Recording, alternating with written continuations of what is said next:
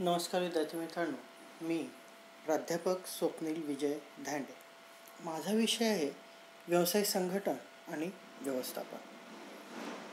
व्यवसाय संघटन आणि व्यवस्थापन या विषयातील प्रकरण नंबर 2 व्यापार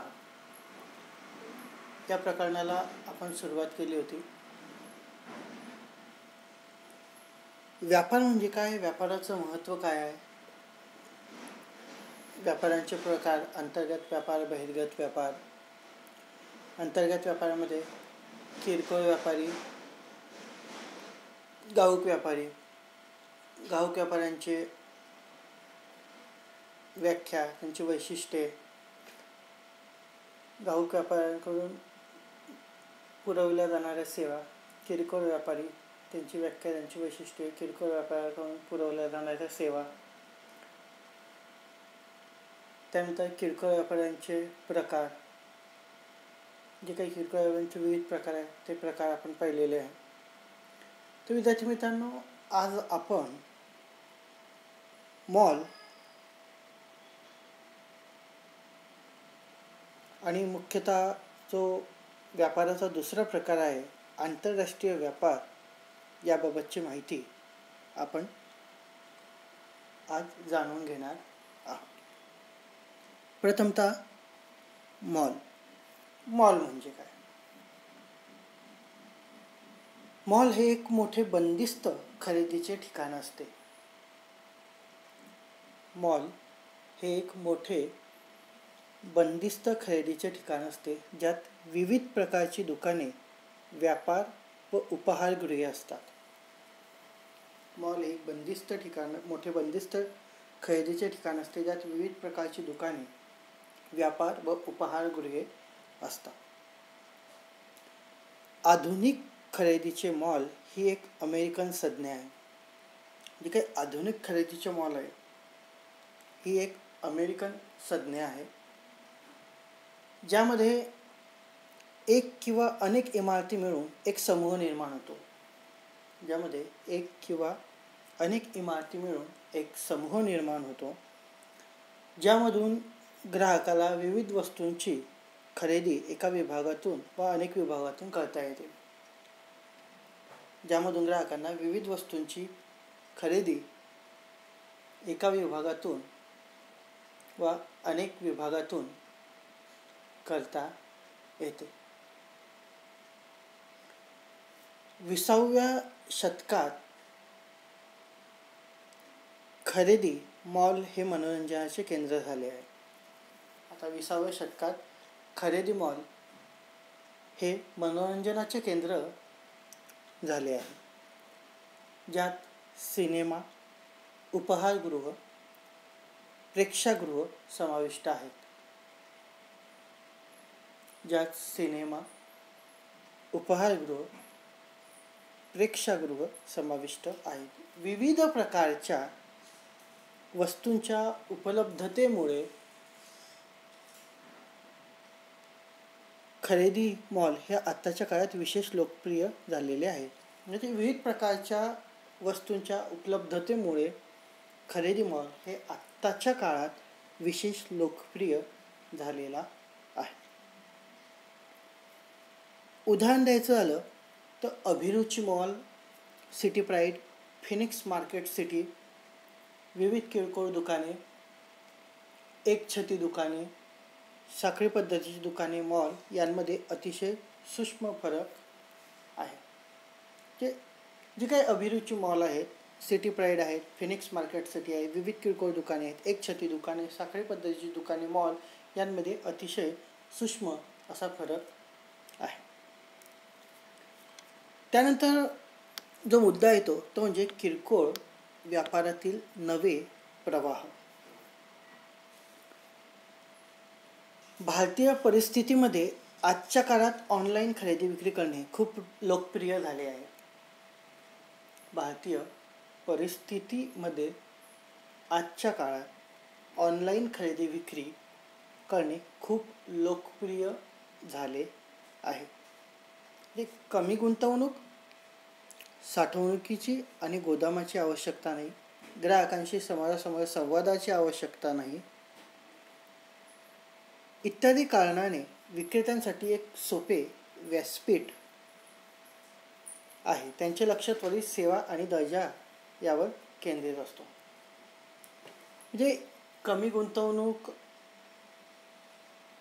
साठवणुकीची आणि गोदामाची आवश्यकता नाही, ग्राहकांची संवादाची आवश्यकता नसते, इत्यादी कारणाने विक्रेत्यांसाठी एक सोपे असे व्यासपीठ हे आहे आणि त्यांचे लक्ष त्वरित सेवा आणि दर्जा यावर केंद्रित असते.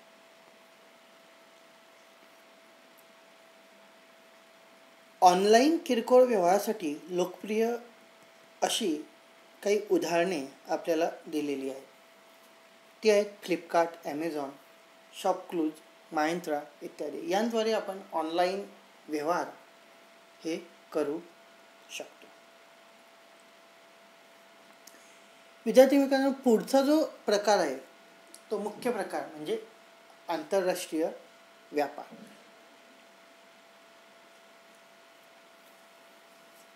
आपण व्यापाराचे दोन प्रकार पाहिले, अंतर्गत व्यापार आणि बहिर्गत व्यापार. तर अंतर्गत व्यापारामध्ये आतापर्यंत आपण सविस्तर अशी अंतर्गत व्यापारांची म्हणजे किरकोळ व्यापार, घाऊक व्यापार यांबद्दलची माहिती अभ्यासलेली आहे. आता मुख्य जो दुसरा प्रकार आहे तो म्हणजे आंतरराष्ट्रीय व्यापार.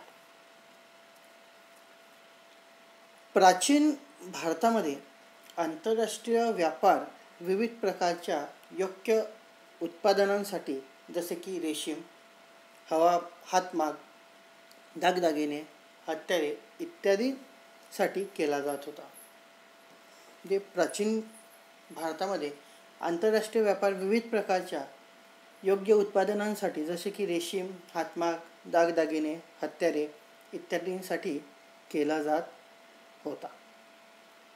जेव्हा दोन किंवा त्यापेक्षा जास्त देशांमध्ये जो व्यापार केला जातो त्यात आंतरराष्ट्रीय व्यापार असे समजले जाते. जेव्हा दोन किंवा त्यापेक्षा जास्त देशांमध्ये जो व्यापार केला जातो त्यास आंतरराष्ट्रीय व्यापार असे समजले जाते.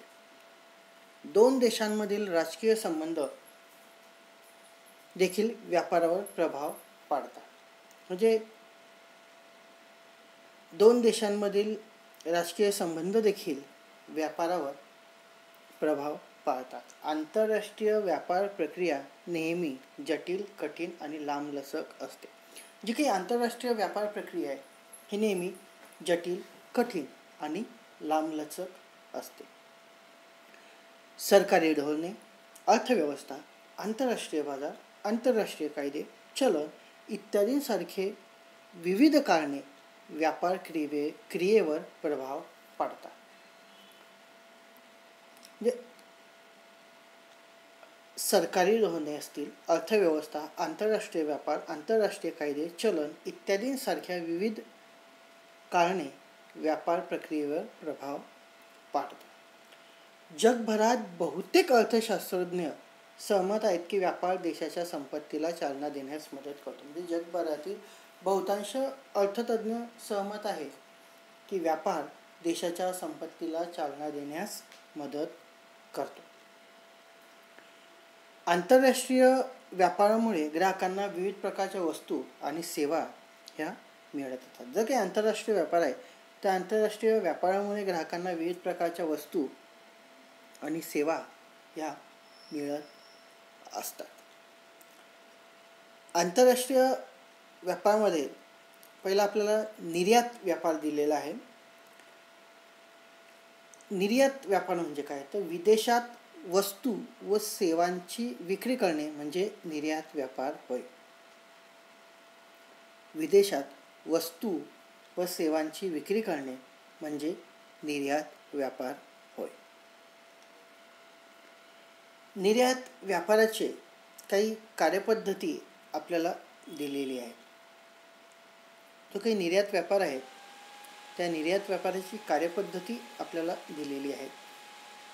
निर्यात व्यापाराच्या कार्यपद्धतीचा विचार केला तर निर्यात व्यापाराची कार्यपद्धती हे 4 विभागात वर्गवली जाते.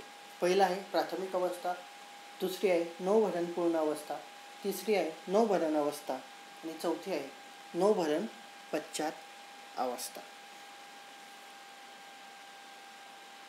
पहिली जी कार्यपद्धती आहे प्राथमिक अवस्था, या प्राथमिक अवस्थेमध्ये आपल्याला नोंदणी आणि मध्यस्थाची नेमणूक यांबाबतची माहिती घ्यायची आहे.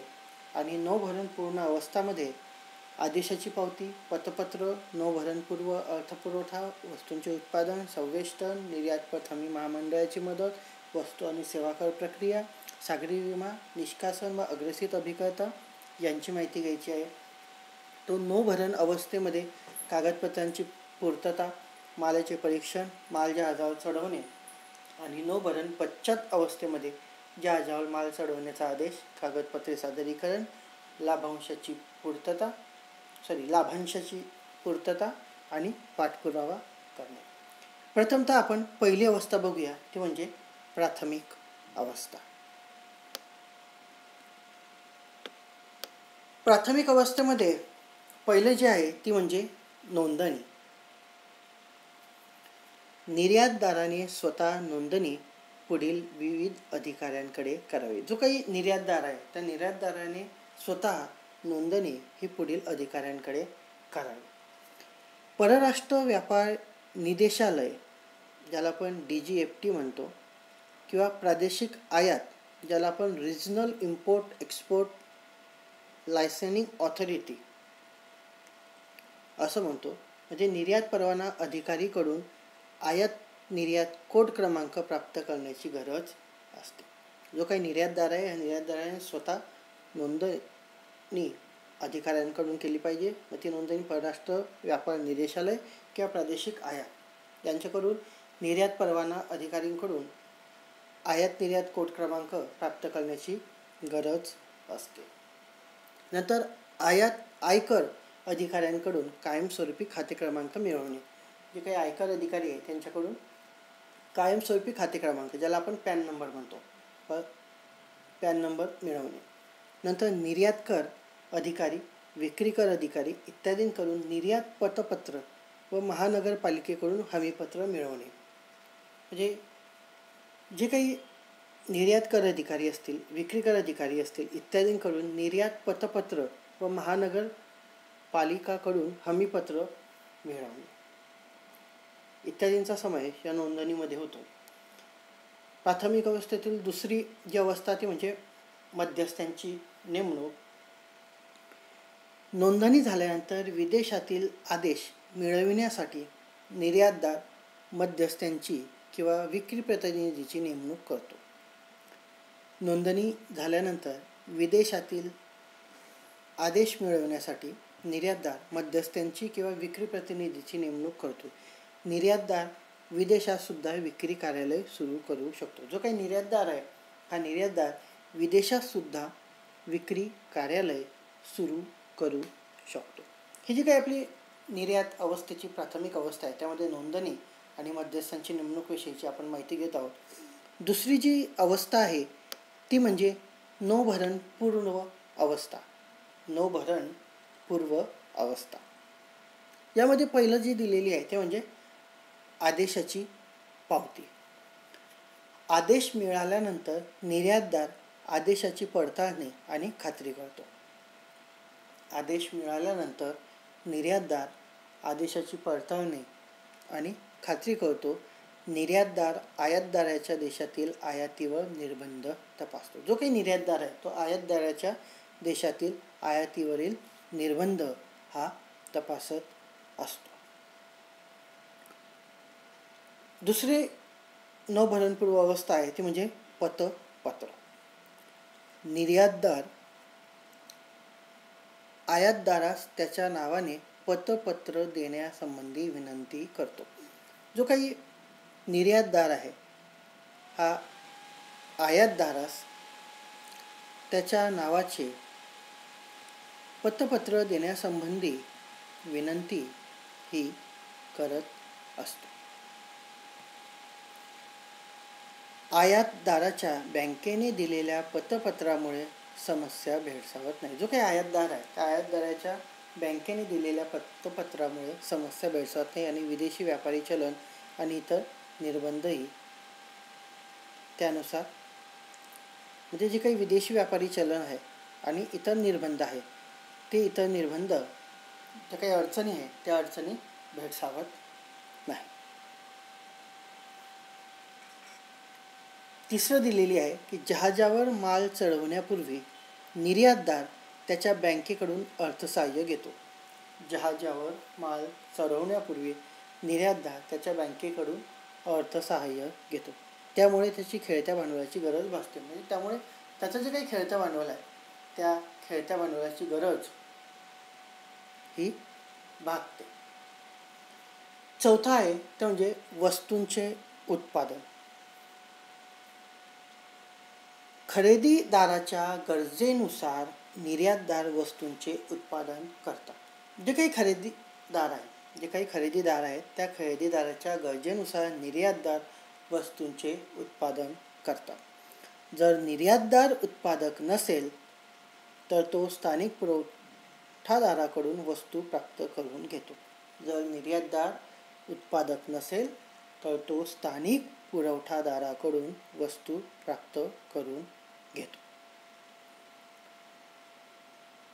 नंतरची अवस्था आहे ते म्हणजे संवेष्टन. वस्तूंचे अतिशय व्यवस्थितपणे संवेष्टन करणे महत्त्वाचे असते. वस्तूचे अतिशय व्यवस्थितपणे संवेष्टन करणे महत्त्वाचे. संवेष्टन म्हणजे पॅकिंग. कारण संवेष्टनाला 3 प्रकारे महत्त्वाची भूमिका बजावतात. जे काही संवेष्टन आहे ते संवेष्टन 3 प्रकारे महत्त्वाची भूमिका ही बजावते. पहिला आहे वाहतुकीमध्ये वस्तूंचे संरक्षण करणे. वाहतुकीमध्ये वस्तूंचे संरक्षण करणे. दुसरं आहे वस्तूंच्या दर्जाची काळजी घेणे. जी काही वस्तूंचा दर्जा आहे त्या वस्तूंच्या दर्जाची काळजी घेणे. आणि तिसरं आहे वस्तूंची जाहिरात करणे. यासारख्या 3 प्रकारे संवेष्टनाद्वारे महत्त्वाची भूमिका हे बजावत असते. नंतरचं जी काही अवस्था आहे ती म्हणजे निर्यात पत हमी महामंडळाची मदत.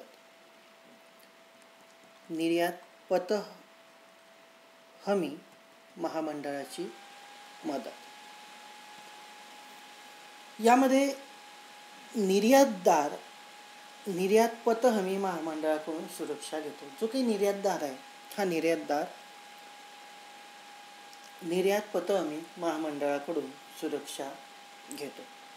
निर्यातदाराला उधारीच्या धोक्यापासून हे सुरक्षित ठेवते. जो काही निर्यातदार आहे त्या निर्यातदाराला उधारीच्या धोक्यापासून हे सुरक्षित ठेवते.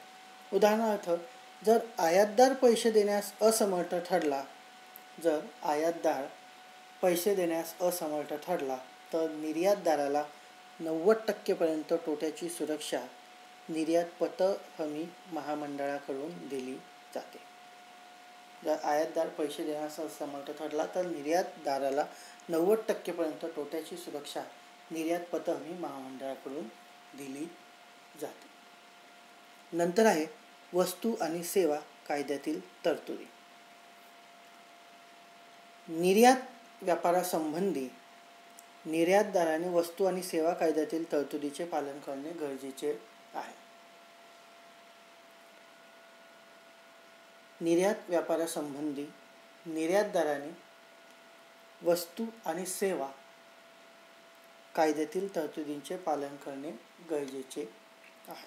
नंतर आहे सागरी विमा. निर्यातदार किंमत, विमा आणि माल वाहतुकीच्या करारानुसार सागरी विमा पत्र मिळवतो. जो काही निर्यातदार आहे हा निर्यातदार किंमत, विमा आणि माल वाहतुकीच्या करारानुसार सागरी विमा पत्र मिळवतो. निर्यातदार आवश्यक विमा हप्ता भरतो आणि विमा पत्र प्राप्त करतो. म्हणजे जो काही निर्यातदार आहे आवश्यक विमा हप्ता भरतो आणि विमा पत्र प्राप्त करतो. आणि नंतरचं आहे ते म्हणजे निष्कासन व अग्रेसित अभिकर्ता. निर्यात व्यापारात निष्कासन व अग्रेसित अभिकर्ता निर्यात घराचे मध्यस्थ म्हणून ओळखले जातात. निर्यात व्यापारात निष्कासन व अग्रेसित अभिकर्ता निर्यातदाराचे मध्यस्थ म्हणून ओळखले जातात. निर्यातीबाबत पुढील कार्यपद्धतीसाठी देखील त्यांना जबाबदारी घ्यावी लागते. म्हणजे निर्यातीबाबतची जे काही पुढील कार्यपद्धती आहे त्या कार्यपद्धतीसाठी देखील यांना जबाबदारी घ्यावी लागते. विद्यार्थी मित्रांनो, आज आपण मॉल, किरकोळ व्यापारातील नवे प्रवाहांमध्ये आपण फ्लिपकार्ट, ॲमेझॉन, शॉपक्लूज, मायंत्रा यांसारखी उदाहरणे पाहिली. नंतर जो मुख्य प्रकार आहे आंतरराष्ट्रीय व्यापार म्हणजे काय, निर्यात व्यापार म्हणजे काय, निर्यात व्यापाराच्या कार्यपद्धतीमध्ये प्राथमिक अवस्था व नौभरण पूर्व अवस्था या 2 अवस्थेचा अभ्यास केला. प्राथमिक अवस्थेमध्ये नोंदणी, मध्यस्थांची नेमणूक, नौभरण पूर्व अवस्थेमध्ये आदेशाची पावती, पतपत्र, वस्तूंचे उत्पादन, संवेष्टन, निर्यात पत हमी मंडळाची मदत, वस्तू आणि सेवा कायद्यातील तरतुदी, सागरी विमा व निष्कासन व अग्रेसित अभिकर्ता याबाबतची सविस्तर माहिती आपण आज अभ्यासलेली आहे.